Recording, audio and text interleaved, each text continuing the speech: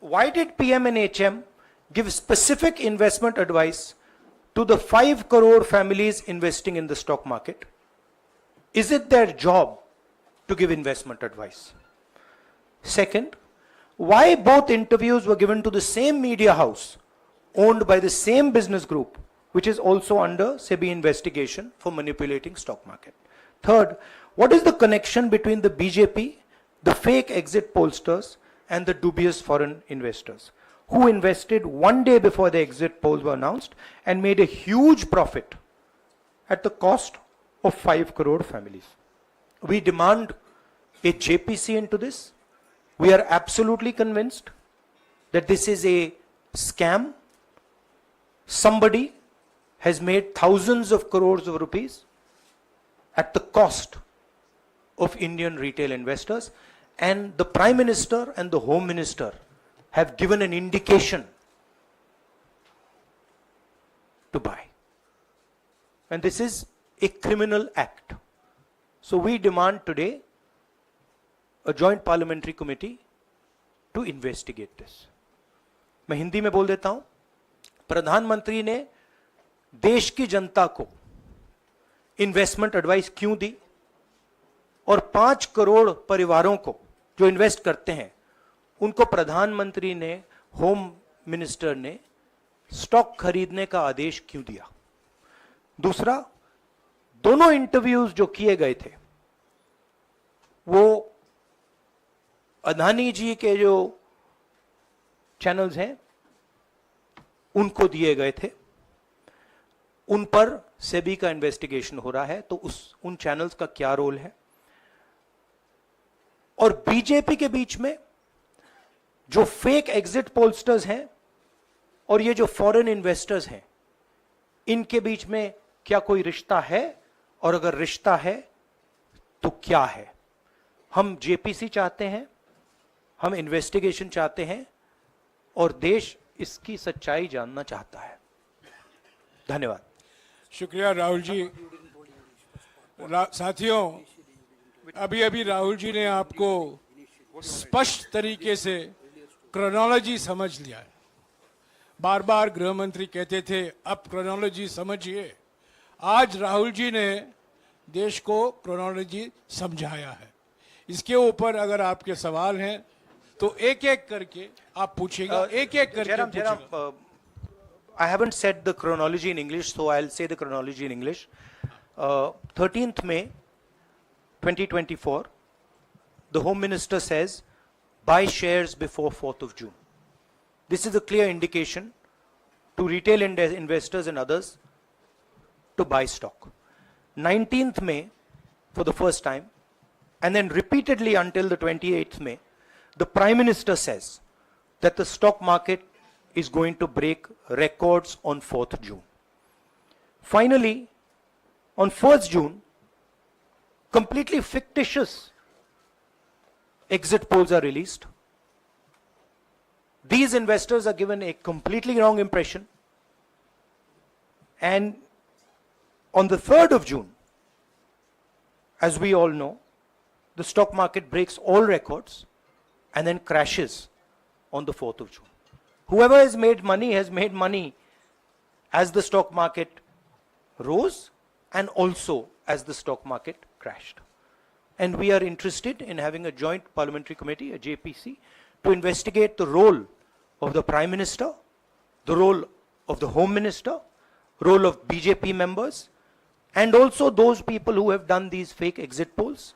And finally, we want to understand who are the people, these foreign investors, who did these trades. So we want an investigation for that. शुक्रिया राहुल जी. हाँ संजय. राहुल जी, इससे पहले भी आपने Adani issue पे JPC पिछली लोकसभा में मांग की थी, तो क्या आप चाहेंगे कि ये इशू और हिंडनबर्ग इशू दोनों कंबाइन हो और दोनों की जांच हो? ये जो इशू है, this is a broader issue than just the Adani issue. It is connected to the Adani issue, but this is a much broader issue.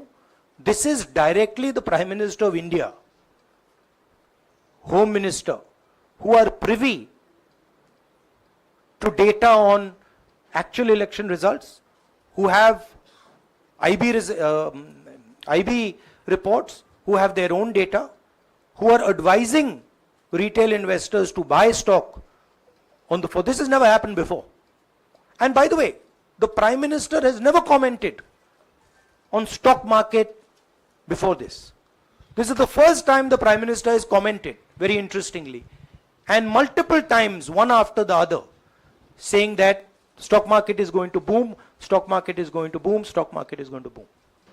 And at the same time, he has information that the exit polls are wrong. He has information that he knows what is going to happen because he has IB data and he also has his own party data.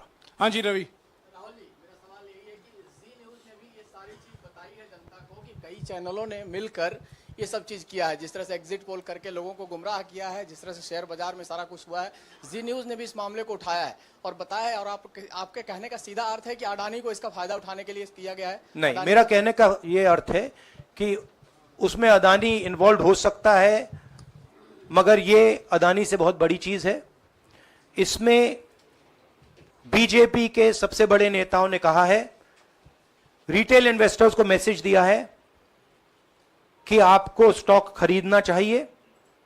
उनके पास information थी कि exit polls गलत हैं, उनके पास information थी कि BJP को full majority नहीं मिलने वाली है, और वो जानते थे 3 जून को और 4 जून को क्या होने वाला है। कितने का 30 लाख, कितना 30 लाख करोड़ का नुकसान हुआ है, कितने का 30 लाख करोड़ रुपए का नुकसान हुआ है और हजारों लाखों करोड़ रुपए का चुने हुए लोगों को फायदा हुआ है। और हम इंक्वायरी चाहते हैं प्रधानमंत्री पर, होम मिनिस्टर पर, जिन्होंने एग्जिट पोल किया उन पर, और ये जो फॉरेन इन्वेस्टर्स हैं उन पर। हाँ शेमिन,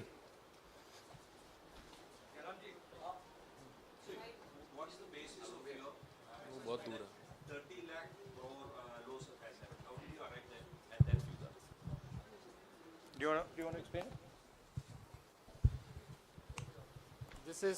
This is based on the value, market value of all the companies the day before the results came, and the market value of the stock market of all the companies at the end of the day on results. हाँ संजीव, एक minute Sanjeev. Rahul ji, you've talked about, are you alleging the involvement of the Prime Minister and the Home Minister? Yes. And whose money is it? Yes, Are you that saying is it what I their am money? saying. I am saying that people very high up in the BJP have carried out this scam.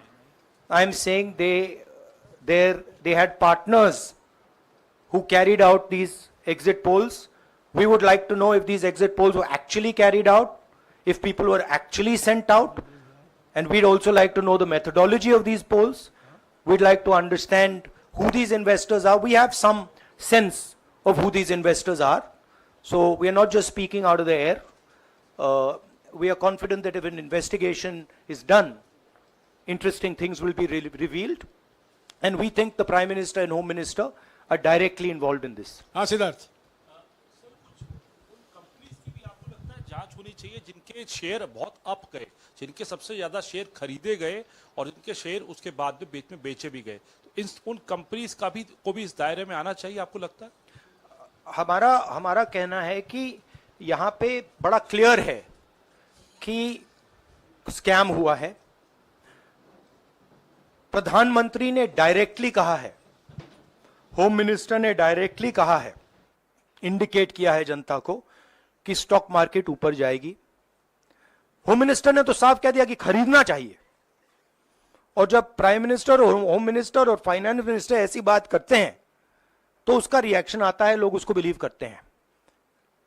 तो बिल्कुल clear है कि इन 3 लोगों ने कहा है। यह भी क्लियर है कि इनको मालूम था कि रिजल्ट 400 का नहीं है, 300 का भी नहीं है। तो यह हम पता लगाना चाहते हैं, उसमें आप जो कह रहे हो वो भी शामिल है। राहुल जी, ब्रह्म प्रकाश दुबे, इंडिया डेली लाइफ से। मेरा सवाल यह है कि जो आपने बताया है इतना बड़ा स्कैम है, पहले भी आपने कई मामले उठाए हैं, जेपीसी की मांग पहले नहीं मांगी गई है, तो क्या आपने कहा ये आपराधिक मामला है, क्या कोर्ट में जाएंगे या पुलिस में शिकायत दर्ज करेंगे, क्योंकि आप कह रहे हैं बहुत बड़ा घोटाला है ये? नहीं भैया, मैंने अभी आपको में शिकायत दर्ज करेंगे क्योंकि आप कह रहे हैं बहुत बड़ा घोटाला है ये? नहीं भैया, मैंने अभी आपको बोला हम जेपीसी डिमांड कर रहे हैं, इन्वेस्टिगेशन डिमांड अगर कर रहे नहीं हैं। मांगते तो पुलिस में, कोर्ट में जाएंगे? जो भी करना है करेंगे, बट हम आपको ये इन्फॉर्मेशन दे रहे हैं कि ये जो हुआ है ये नॉर्मल चीज नहीं है। इसमें प्रधानमंत्री ने इंडिकेशन दिया है, होम मिनिस्टर ने इंडिकेशन दिया है, फाइनेंस मिनिस्टर ने इंडिकेशन दिया है, अदानी जी के चैनल्स के थ्रू इंटरव्यूज किए हैं, और फाइनली लोगों ने इन्वेस्ट किया है, लोगों ने फाइनेंशियल एक्शन लिया है, कंपनीज ने शेयर खरीदे हैं। इसी विषय पर, एक मिनट, इसी विषय पर, इस स्टॉक मार्केट घोटाले पर ही हम सवाल ले रहे हैं। मौसमी, इसी विषय पर कीजिएगा बस। एक मिनट, आ रहा हूं यार, एक मिनट, राहुल जी, एक करके आ रहा हूं यार। राहुल जी, हम लोग ने पहले भी देखा है कि आप लोग ने कई बारी जब सेशन होता है तो सत्ता पक्ष और विपक्ष आमने सामने होता है, जेपीसी की मांग होती है और सेशन पे सेशन वॉश आउट हो जाता है और जनता का पैसा वेस्ट होता है। तो क्या आपको ये तो लगता है बीजेपी की लाइन है। तो क्या नहीं, मतलब जनता का पैसा के सेशन वाटर, आप ऐसी टी शर्ट ले लो ना एक, मुझे मैं आपको दे टी-शर्ट लेने दूंगा, की जरूरत नहीं है। उनका वो सिंबल दे दूंगा आपको, ये राहुल उनकी जी, लाइन है। सवाल आपको पसंद नहीं आए वो अलग बात है, पर आपको किसी नहीं, के सवाल साथ मुझे इस तरह बहुत से- पसंद आ रहा है। इस तरह से उंगली उठाने की जरूरत नहीं है। आप चेक बहुत कर अच्छा लग रहा है, लीजिए, बोलिए। बीजेपी का बैच पहनने की आप जरूरत सवाल नहीं। पूछे ना, सवाल नहीं, आपको भी जयराम साहब ये बोलना नहीं, चाहिए, सवाल गलत पूछे, बात है। सवाल पूछे। मेरा बस ये सवाल था कि जेपीसी की मांग पे कई बारी कामकाज ठप हो जाता है, तो क्या आपको लगता है कोई और भी राह आप लोग सड़क की राह इख्तियार कर सकते हैं, क्योंकि ये आम आदमी का पैसा है? हम जनता को एक रियलिटी बता रहे हैं कि यहाँ पे क्लियरली एक स्कैम हुआ है। यहाँ पे प्राइम मिनिस्टर ने इंडिकेट किया है, यहाँ पे होम मिनिस्टर ने इंडिकेट किया है, यहाँ पे फाइनेंस मिनिस्टर ने इंडिकेट किया है। नॉर्मली बीजेपी की ये पोजीशन होती है कि जब भी हम कोई मुद्दा उठाते हैं तो हम पार्लियामेंट का टाइम वेस्ट कर रहे हैं। वही पोजीशन आपने अपनाई है, इसलिए मैंने आपसे कहा कि देखिए आप बीजेपी की पोजीशन ले रही हैं। रियलिटी, एक सेकंड, रियलिटी ये है कि हम जेपीसी करवाएंगे। अब ऑपोजिशन में बहुत ज्यादा ताकत है, बहुत ज्यादा स्ट्रेंथ है, और पूरा जो पार्लियामेंट की सिचुएशन है वो बदल गई है। हाँ जैनेंद्र, राहुल जी, जेपीसी की मांग जो आपने की है वो तो पार्लियामेंट सेशन में होगी, लेकिन ये जो आम निवेशक हैं देश भर के जिनका 30 लाख करोड़ डूबा है, उनमें कर्नाटक के, तेलंगाना के, हिमाचल के भी लोग होंगे। तीनों राज्यों में आपकी सरकार है, क्या राज्य की जो जांच एजेंसी है उसके जरिए आप जो उन राज्यों के निवेशकों का कम से कम पैसा डूबा है, ये जो आप पूरे नेक्सस की बात आप